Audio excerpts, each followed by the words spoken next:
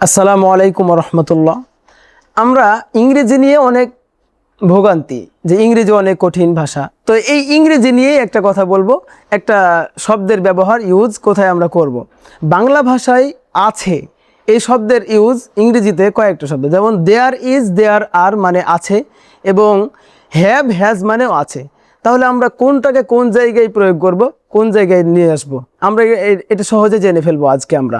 তো আজকের ভিডিওতে আপনাদেরকে জানাবো যে দেয়ার ইজ এটা সিঙ্গুলারের ক্ষেত্রে ব্যবহার হবে এবং দেয়ার আর এটা প্লুরালের ক্ষেত্রে ব্যবহার হবে। তো দেয়ার ইজ, দেয়ার আর কোথায় ব্যবহার করব? দেয়ার ইজ এবং দেয়ার আর ব্যবহার হবে কারো বা কোনো জায়গায় কোনো স্থানে একটা জিনিস আছে।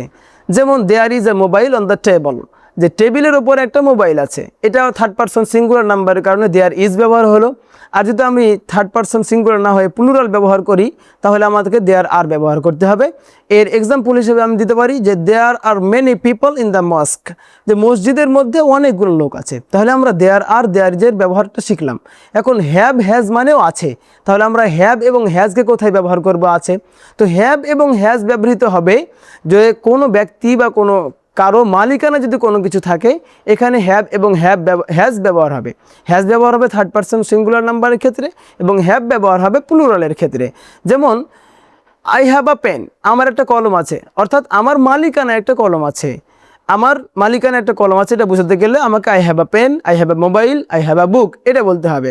আর যদি আমি বলি যে থার্ড পারসন সিঙ্গুলার হ্যাজ কোথায় ব্যবহার হবে, সেখানে বললাম আমরা যে he has a mobile, he has a laptop, he his a table, তার একটা টেবিল আছে, তার একটা ল্যাপটপ আছে, তার একটা মোবাইল আছে।